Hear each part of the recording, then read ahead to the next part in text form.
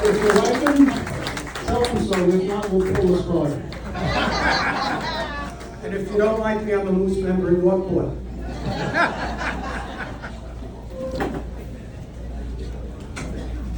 Hey, thanks for being here, everyone. Really appreciate it. We got a good show for you tonight. We got a couple of different people than last year, but just as funny, if not funnier. So, I am a Moose member here. My first experience coming here was an interesting one. A friend calls up and says, hey, we're going to go play bingo at the Moose. Would you like to go? I said, sure. What time? He said, bingo starts like 6. I said, what time are you picking me up? 3:30. So I picks us up at 3:30. I pack a sandwich. We come in here and there's, I don't know, probably 70 people already in there playing Yahtzee and Bunko and all kinds of games. He drops us off. He's got to go park. He ends up parking at Angelo's. And he took an Uber back to the lodge. So I've been married to Pixie for like 40 years now. And it's been very interesting. The only reason why I do this is because it's the only place I can get 5 minutes uninterrupted time to talk. So, I actually knew that would be your reaction. I know the woman would get pissed. She got your back. See?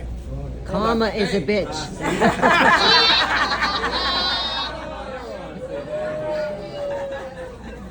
The mic died already. The mic died already. Oh, no, here we go. So I knew the woman would get pissed and the men would be too scared to laugh. So, Pixie and I, like I said, we've been married for 40 years. And at this point, she has 50% of a conversation in her head before ever bringing me into it. And at that precise point, I'm accused of never paying attention. Now, I do forget a lot of stuff. If it's not important to me, I don't remember it. I like to call it Italian Alzheimer's. I forget everything but the grudges. Italians, you know. So,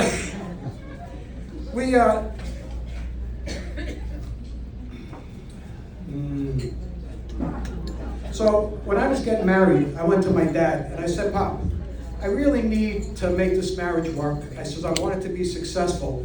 Tell me what I need to know. He says, well, you need to know 2 words. Yes, dear.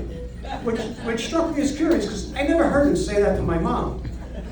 So I figure he's full of crap. I go to my grandfather and I say, no, tell me, what do I need to know to make my marriage successful? He says, well, this girl, she's Italian? I said, yeah, she's Italian. He goes, well, she's a Sicilian? I said, yeah, she's Sicilian. He goes, well, you can tell a lot about this girl by the way she uses her hands. I said, how so? He said, well, if they're wrapped around your throat, she's probably pissed off.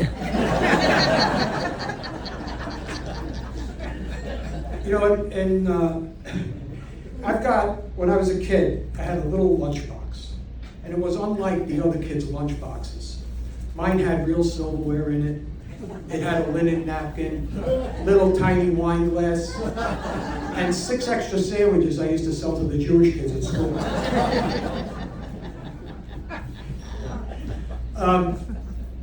Neighborhoods in Brooklyn where I grew up, the Italian neighborhoods and the Jewish neighborhoods were adjacent, right? So you grow up with people outside of your own community and you make friends. So, they were interested in our holidays, I was interested in theirs, and we would go over each other's houses. The interesting thing, though, is when we would go out, you'd step out of your house and all of a sudden, literally every window in the neighborhood opened up. You had all the nonas and all the boobies checking out what was going on. And you'd hear things from the windows like, where you going? You going out again? You're a bum.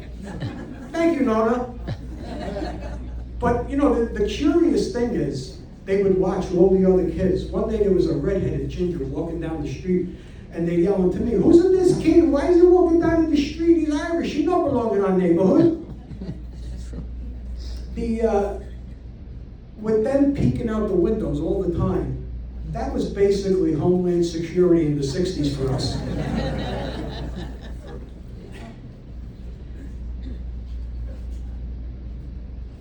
You're Italian, when you use the rubber band from the broccoli rob as your wallet. I'm waiting for somebody to pull out of their pocket. I broke my wallet a few years ago when I was a kid. And you got it there? Hold it up, buddy. There it is.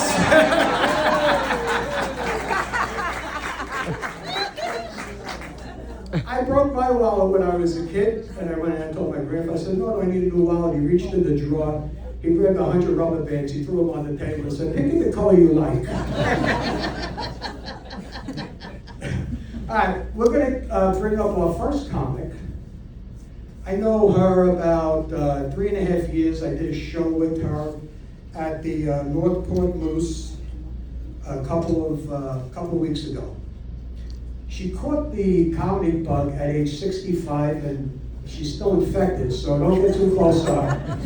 My friend, Kathy McSteen.